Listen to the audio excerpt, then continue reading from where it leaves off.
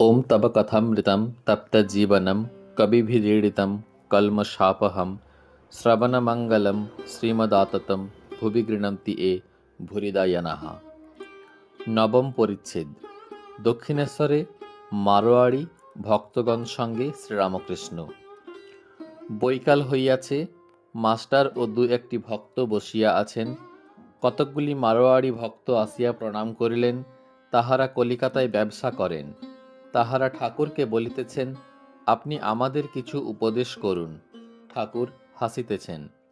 শ্রীরামকৃষ্ণ মারোয়াড়ি ভক্তদের প্রতি, দেখো, আমি আর আমার এ দুটি অজ্ঞান। হে ঈশ্বর, তুমি কর্তা, আর তোমার এই সব এর নাম জ্ঞান, আর আমার কেমন করে বলবে? বাগানের সরকার বলে আমার বাগান, কিন্তু যদি কোনো দোষ করে তখন মনিব তাড়িয়ে দেয়। তখন এমন সাহস হয় না যে নিজের আমের সিন্দুকটা বাগান থেকে বের করে আনে। কাম ক্রোধ আদি যাবার নয়, ঈশ্বরের দিকে মোড় ফিরিয়ে দাও। কামনা, লোভ করতে হয় তো ঈশ্বরকে পাবার কামনা, লোভ করো। বিচার করে তাদের তাড়িয়ে দাও। হাতি পরের কলাগাছ খেতে গেলে মাহুত অঙ্কুশ মারে। তোমরা তো ব্যবসা করো, ক্রমে ক্রমে উন্নতি করতে হয় জানো। কেউ আগে রেডির কল ধরে, আবার বেশি টাকা হলে কাপড়ের দোকান করে। তেমনি ঈশ্বরের পথে এগিয়ে যেতে হয়। হলো মাঝে মাঝে দিন কতক নির্জনে থেকে বেশি করে তাকে ডাকলে। তবে কি জানো, সময় না হলে কিছু হয় না। কারো কারো ভোগ কর্ম অনেক বাকি থাকে, তাই জন্য দেরিতে হয়। ফোঁড়া কাঁচা অবস্থায় অস্ত্র করলে হিতে বিপরীত হয়।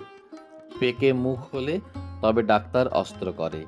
ছেলে বলেছিল, মা, এখন আমি ঘুমোই, আমার বাহ্যে পেলে তখন তুমি তুলো। মা বললে, বাবা, বাহ্যেতেই তোমায় তুলবে, আমায় তুলতে হবে না। সকলের হাস্য। মারোয়াড়ি ভক্তেরা মাঝে মাঝে ঠাকুরের সেবার জন্য মিষ্টান্নাদি দ্রব্য আনেন, ফলাদি, থাল মিছরি ইত্যাদি। থাল মিছরিতে গোলাপ জলের গন্ধ।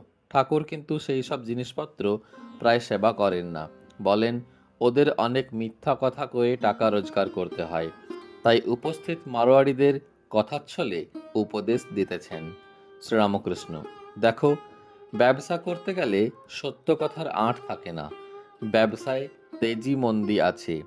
নানকের গল্পে আছে যে তিনি বললেন, অসাধুর দ্রব্য ভোজন করতে গিয়ে দেখলুম যে সে সব রক্তমাখা হয়ে গেছে। সাধুদের শুদ্ধ জিনিস দিতে হয়, মিথ্যা উপায়ে রোজগার করা জিনিস দিতে নাই। সত্য পথে ঈশ্বরকে পাওয়া যায়। সর্বদা তার নাম করতে হয়। কাজের সময় মনটা তার কাছে ফেলে রাখতে হয়। যেমন আমার পিঠে ফোঁড়া হয়েছে, সব কাজ করছি, কিন্তু মন ফোঁড়ার দিকে রয়েছে। রাম নাম করা বেশ।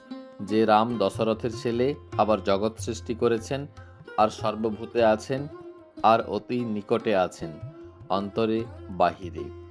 ওহি রাম দশরথী বেটা, ওহি রাম ঘট ঘট মে লেটা, ওহি রাম জগৎ পসেরা, ওহি রাম সবসে নিয়ারা।